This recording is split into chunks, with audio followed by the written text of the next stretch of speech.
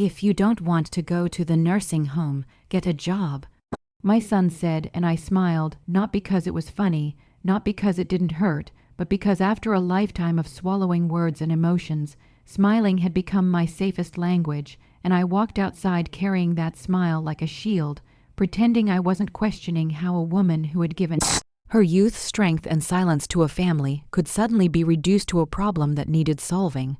And as I stood there replaying every sacrifice I had never named, a car slowed down and stopped beside me, and in that ordinary moment, my life quietly cracked open.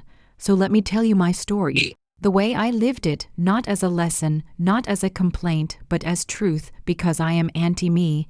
And for most of my life, I existed in the background, cooking meals no one praised, raising a child who grew strong enough to forget how I carried him, aging in a world that treats aging like a failure. And when my son said those words, I realized something terrifying and freeing at the same time, that love does not automatically protect you from becoming invisible, and that invisibility can happen slowly, politely, until one day you wake up and realize your value is being measured only by your usefulness. And that day I chose not to disappear quietly. The woman in that car didn't save me. She didn't rescue me. She simply asked a question no one had asked me in years. Do you need a ride? And something in me answered yes before fear could speak, and that yes led me to a small kitchen, to trembling hands that remembered their purpose, to food that carried decades of care, and for the first time in a long time, someone paid me not just money but attention, and with every dish I cooked, I reclaimed a piece of myself I had buried under duty. I learned that starting late does not mean starting weak, it means starting honest, because when you begin with nothing left to prove, you finally build something real.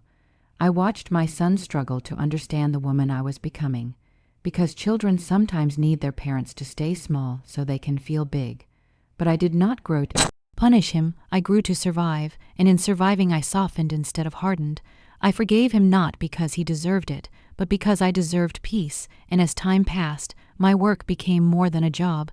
It became a mirror for other women who thought their lives were over just because society had stopped looking, and together we learned that dignity doesn't come from youth or approval.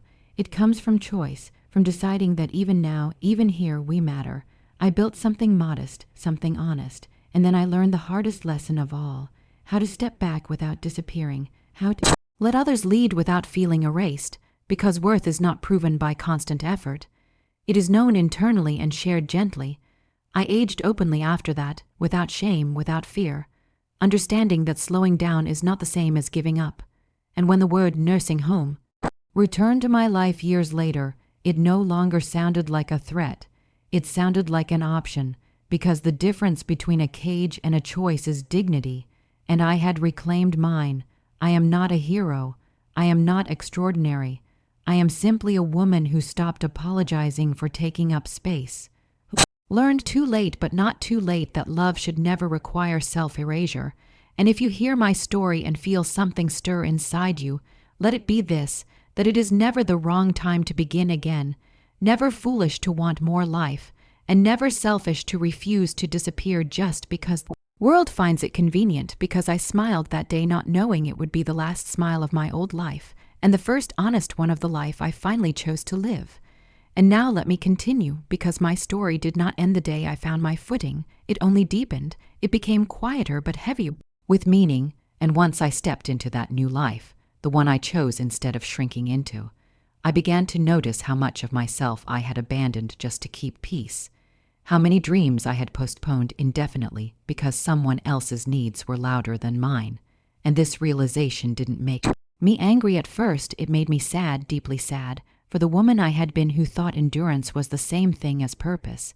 And as I worked, earned, and slowly rebuilt my sense of self, I also had to confront exhaustion of a different kind, not the tiredness of poverty or fear, but the weight of responsibility that comes when others start seeing you as strong, as capable as the example. And there were days my body hurt and my spirit wavered, and I wondered if choosing myself had come too late. But then I would remember how it felt to be dismissed with a sentence, how it felt to be spoken about instead of spoken to, and I knew I would rather struggle standing than rest erased.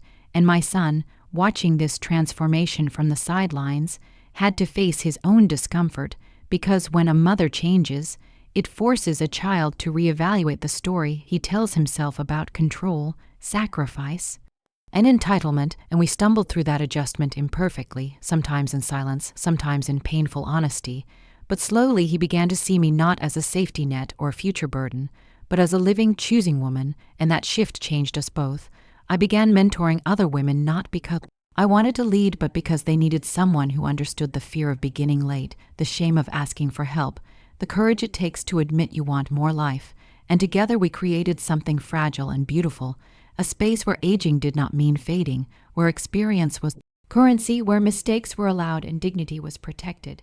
And as the years passed, I learned to loosen my grip, to let others make decisions, to trust what we built enough to survive without my constant presence. Because clinging can look like love, but it often grows from fear. And I was done letting fear drive my choices. My body slowed and I let it. I rested without guilt. I accepted help without humiliation, because independence is not about doing everything alone. It is about having agency even when you need support. And I spent long evenings reflecting on the strange irony of life, how we spend so much time trying not to age instead of learning how to age well, how society prepares us for work but not for worth beyond productivity, and how many people disappear emotionally long before their bodies ever fail. And I promised myself I would not vanish that way, not quietly, not politely, not for anyone's comfort. And when people asked me what success looked like now, I told them it was waking up without resentment. It was being honest without cruelty. It was knowing I could leave this world without feeling unfinished. And when conversations about my future care arose again, they were different, respectful, mutual, rooted in choice rather than threat. Because I had rewritten the narrative of my life from something that happened to me into something I participated in. And if my voice sounds steady now, it is not because the journey was easy. It is because I finally stopped betraying myself to be loved. I stopped shrinking to make room for others. And I understood that dignity is not something your children grant you, or society allows you. It is something you claim the moment you decide that your life, even now, even late, is still yours. And if there is anything I want you to hear in this continuation of my story, it is that beginnings are not loud. They often arrive disguised as insults, as fear, as moments that wound you deeply. And it is up to you whether you let those moments define your ending or ignite your becoming. Because I smiled that day without knowing why, and now I understand it was the first crack in the shell I had been living inside, and through that crack my real life finally began. I will tell you the third part the way it lived inside me, slowly, honestly, without decoration, because by the time this chapter arrived I had already learned that truth does not need to shout to be powerful. And after rebuilding myself, after earning my place in the world again, I faced something far more difficult than starting over. I had to learn how to exist without proving anything, and that was harder than poverty, harder than invisibility, because when you spend a lifetime justifying your worth, silence can feel like failure, and I had to sit with that discomfort. I had to learn that rest is not retreat, and that slowing down is not the same as giving up. And my days became less crowded with gold and more filled with meaning. I spent time listening instead of leading, observing instead of directing. And in that space, I began to understand the cost of always being needed, how easily importance can turn into another kind of cage. And so I chose to step back before bitterness could grow, before my body forced me to stop, and that choice felt like trust in what I had built, trust in the women who came after me, trust in myself to be valuable even without constant output. My relationship with my son deepened in unexpected ways during this time, because without urgency between us, we finally spoke from honesty instead of fear, and he admitted that his greatest terror had never been taking care of me. It had been watching me age and realizing his own mortality, and hearing that softened something in me, because I saw how often we hurt the people we love not out of cruelty, but out of unspoken fear. And I forgave him again, not because I was weak, but because I was free. And I began writing then, not for publication or praise, but to preserve the voice I had almost lost. I wrote about kitchens and silence, about strength that went unnamed, about women who carried families without ever being called leaders, and those words found their way into the hands of others, not as inspiration but as recognition. and when women told me they felt seen, I knew I had done something right, not big, but right. My body continued its gentle decline, and I welcomed it with respect instead of resistance, because fighting time only teaches you fear, but walking with it teaches you grace. And when discussions about my future arose again, they were calm, collaborative, rooted in dignity rather than urgency, because I had already lived fully, and living fully removed panic from endings. And if you ask me what this third part taught me, it is that becoming does not end when success arrives. It ends when you stop listening to yourself, and I had finally learned to listen deeply, patiently, without judgment, and in that listening I found peace, not the kind that erases pain, but the kind that makes room for it without letting it rule. And that, more than any job or achievement, is what made my life whole. Because this is the chapter people rarely talk about, the one that comes after healing, after rebuilding, after peace begins to settle, the chapter where you must learn how to live with yourself without struggle as the fuel. And this part arrived quietly for me, without warning, when I realized I was no longer waking up angry or afraid or desperate to prove anything, and instead there was space, long stretches of emotional quiet that felt unfamiliar, almost suspicious, because when you have lived most of your life in survival mode, calm can feel like emptiness, and I had to learn not to fill that emptiness with unnecessary labor or borrowed problems. I had to learn how to sit with myself and ask what I wanted when no one needed me urgently, and that question was harder than any job interview I had ever faced, because my identity had been shaped by usefulness for so long that freedom felt disorienting, and I began to understand how many women disappear not because they are weak, but because they are never taught how to exist without service, and I refused to disappear again, not this time. So I built a rhythm that honored both my limits and my desires: slow mornings, purposeful afternoons, evenings filled with reflection instead of exhaustion. And in this rhythm I noticed my body more clearly, the stiffness, the fatigue, the reminders that time was still moving forward whether I feared it or not. And instead of resenting these changes, I treated them like conversations, signals asking me to adjust rather than surrender. My son watched this version of me with quiet respect, no longer trying to manage my future but learning how to witness it. And we spoke openly about aging, about fear, about the strange guilt children carry when their parents stop needing them in the old ways. And these conversations healed wounds I didn't even know we were still carrying, because honesty, when it arrives late, often arrives deep. I also noticed how people treated me differently now, not with pity or impatience, but with a kind of careful regard, as if they sensed I had crossed into a different way of being, and I realized that confidence born from self-acceptance speaks louder than any title ever could. I continued writing, not to leave a legacy but to stay connected to myself, to document the thoughts that surfaced only when life slowed down enough to hear them. And what I discovered surprised me, that beneath all my resilience there had always been tenderness, that strength had never erased softness, it had only protected it, and allowing myself to feel deeply without fear became one of the greatest freedoms of this stage. I cried more easily, laughed more honestly, forgave more quickly, not because I was giving up boundaries, but because I no longer needed anger to guard my dignity. And when the topic of long-term care came up again, it no longer carried emotional weight. It was discussed the way weather is discussed, as a reality to prepare for rather than a threat to outrun, because dignity does not vanish when circumstances change.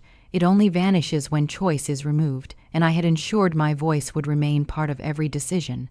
And as I moved through this fourth part of my life, I understood something that felt almost sacred, that aging is not a decline into less, it is a distillation into truth, a shedding of what never belonged to you in the first place. And if my story teaches anything in this chapter, it is that peace is not passive, it is an active commitment to honoring yourself even when the world grows quieter around you, even when applause fades, even when the struggle ends, because a woman does not need pain to justify her presence. And I, Auntie Mae, finally learned how to live without asking life to hurt me just so I could feel real. Because this is where everything softens and sharpens at the same time, where life no longer asks me to become anything new, but invites me to understand what I have already become. And in this stage, I began to feel time not as a pressure, but as a companion, walking beside me instead of chasing me. And I noticed how my memories changed texture, how painful ones lost their sting and joyful ones gained depth, how even regret transformed into understanding, and I stopped replaying moments to judge myself and started revisiting them to forgive myself, because survival leaves marks even when it succeeds, and I finally allowed myself to acknowledge how tired I had once been, not just in body but in spirit, how many years I lived without language for my own needs, and instead of mourning that time, I honored it because that woman carried me here, and she deserves respect, not criticism, and my days became simpler but fuller, filled with small rituals that grounded me, morning light on the table, the smell of tea, the sound of life happening beyond my window, and in this simplicity I found a richness I had never known, because when you are no longer trying to prove your worth, you finally have the capacity to experience it. My son and I grew closer in a way that felt adult and equal, not dependent, not defensive, but mutual, and sometimes we spoke about the past honestly, sometimes we didn't speak at all, and both felt right, because love does not require constant explanation once trust is restored. I watched him change too, become gentler, less certain, more open, and I understood that my transformation had given him permission to examine his own fears about aging, control, and loss. And that felt like a quiet gift passing between generations. I also began to notice how people sought me out differently. Now, not for answers but for presence, for the calm that comes from someone who has stopped running, and I offered that freely without draining myself, because I had learned the difference between giving from fullness and giving from obligation, and my body continued to age, slowly, honestly, with reminders that nothing lasts forever, and instead of resisting those reminders I listened to them, adjusted my pace, asked for help when needed, rested without guilt, because I finally understood that dependence does not erase dignity. It simply reflects the seasons of being human, and when conversations about the future came up again, about care, about support, about where and how I would live, they were grounded in respect, shaped by my voice, not fear, because I had already proven the most important thing, that I was capable of choosing my life, and that choice could continue even when circumstances changed. And in this fifth part, I realized something that felt almost like wisdom, that life does not move in straight lines toward success or failure. It moves in layers, each stage asking for a different kind of courage, and the courage of this stage was acceptance without resignation, peace without disappearance, and as I sit with this understanding, I know now that my story was never about escaping a nursing home or finding a job. It was about reclaiming authorship of my life, and in doing so, learning how to age not as a fading echo, but as a steady, grounded presence, still here, still aware, still allowed to matter. Because this is the chapter where I finally stopped negotiating with life and began to live inside it without conditions, where I no longer asked myself what more I could do to deserve my place, and instead asked how gently I could hold the days I had left. And this part did not arrive with certainty or clarity. It arrived with quiet honesty, with an awareness that my body was changing in ways I could no longer ignore, slower mornings, heavier evenings, moments where memory slipped and then returned like a shy visitor. And instead of panicking, I chose to stay present, because fear wastes time, and I had learned the value of time too late to afford that waste. And I began to notice how people responded to me now, not with expectation or demand, but with a kind of reverence I had never experienced before, as if my stillness carried weight. And I realized then that there is a power that comes only when you stop striving, a power rooted not in achievement but in acceptance. And I spent long hours reflecting on the many versions of myself I had lived as the obedient daughter, the invisible wife, the exhausted mother, the forgotten older woman, the woman who began again out of defiance, and finally the woman who learned how to rest without guilt. And instead of feeling fragmented by these identities, I felt whole, because each version had protected me in the only way she knew how, and I thanked them all silently. My son became gentler with me in this stage, not out of pity but understanding, and sometimes he apologized again for things long past, and this time I told him he did not need to, because forgiveness does not mean reopening wounds. It means allowing them to close properly, and we shared moments of laughter that felt lighter than any before, because they were no longer weighed down by fear of the future or resentment of the past.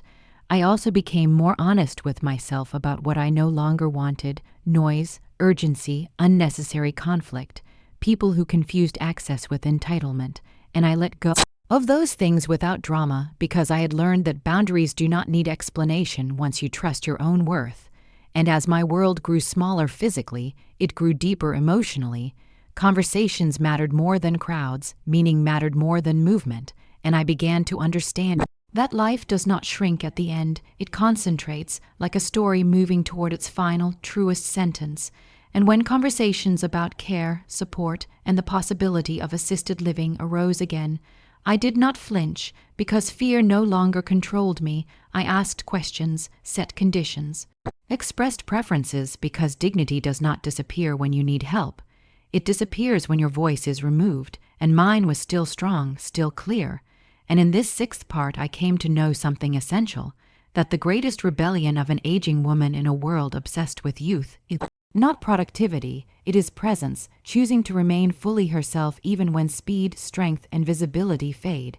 And as I sit here now, telling you this part of my story, I feel no urgency to rush to the end, because I am not waiting for anything anymore, not approval, not redemption, not another beginning. I am simply here, awake to my own life, grounded in the truth that I was never too late, never too much, never a burden to be managed, but a human being whose worth existed long before anyone tried to measure it, and that knowing, more than any job or title or defiance, is what finally made me free.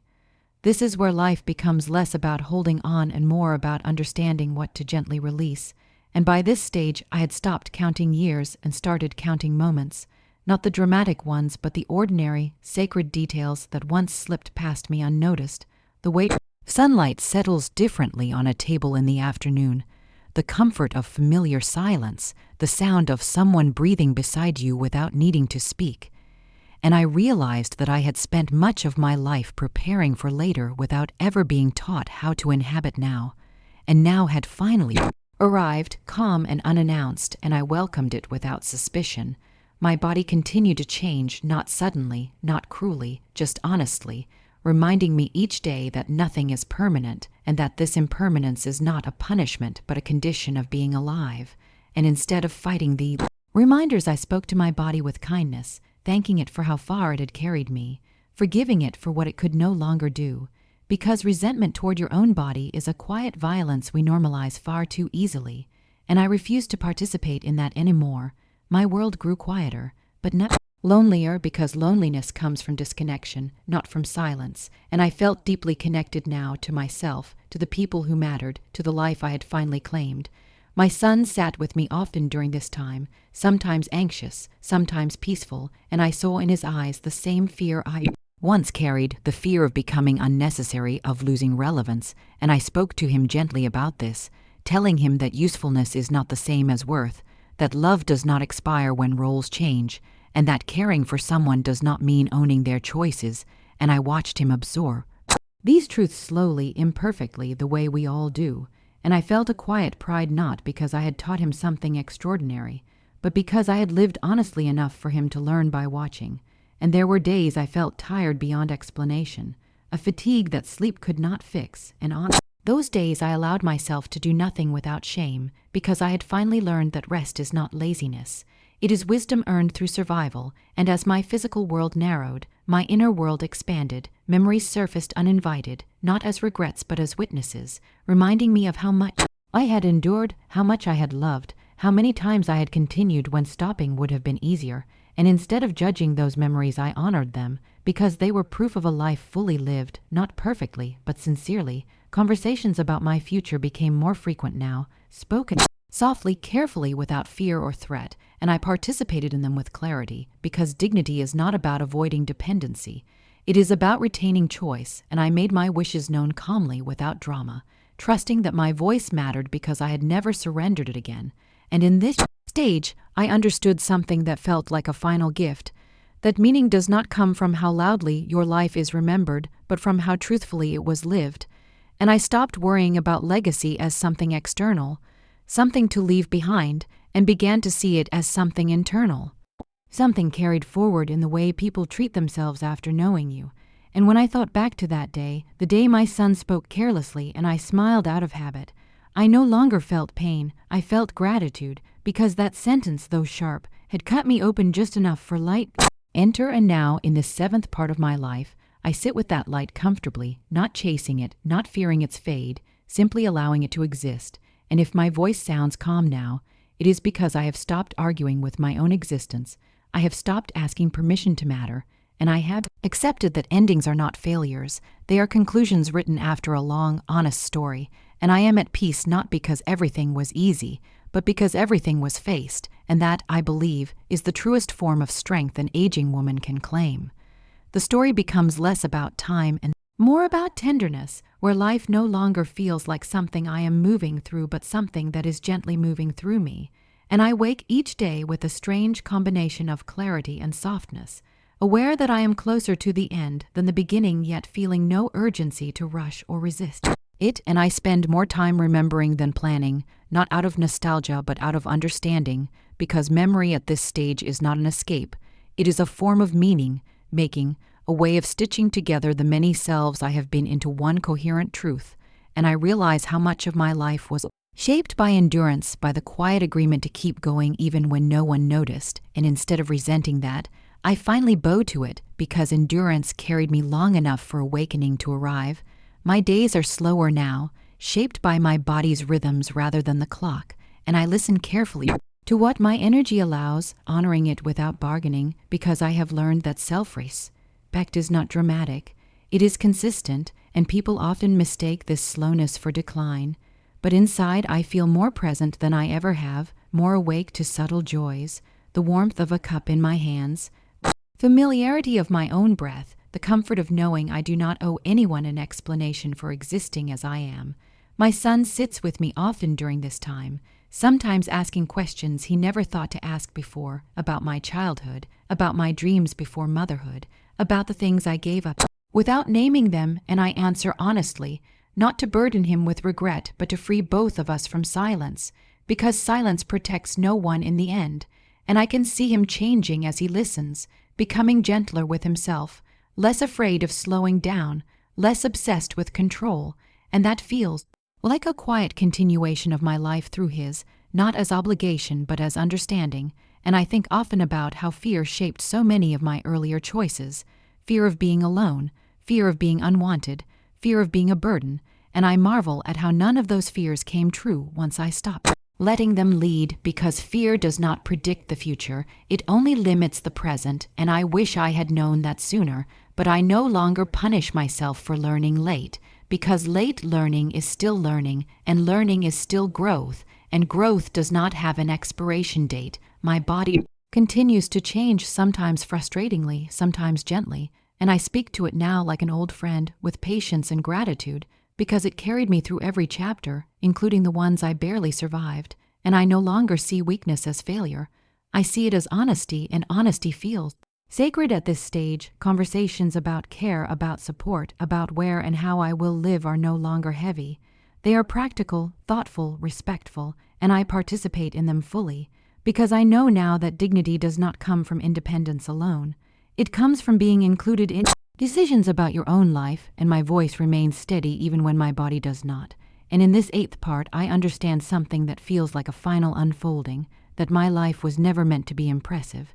It was meant to be authentic, and authenticity is quieter, deeper, harder to dismiss. And when I think back to that moment that started everything, the sentence spoken without thought, the smile I offered out of habit, I no longer see it as an insult or even a turning point. I see it as an invitation I didn't know I was ready to accept, an invitation to stop disappearing, to stop shrinking, to stop living as if my worth were conditional. And now, as I sit here telling you this, I feel no need to prove that my life mattered, because I lived it fully once I woke up to it, and that knowing settles in my chest like calm certainty. And if this part of my story carried anything forward, let it be this, that there is a season when striving ends and being begins, and that season, no matter when it arrives, is not an ending, it is a homecoming.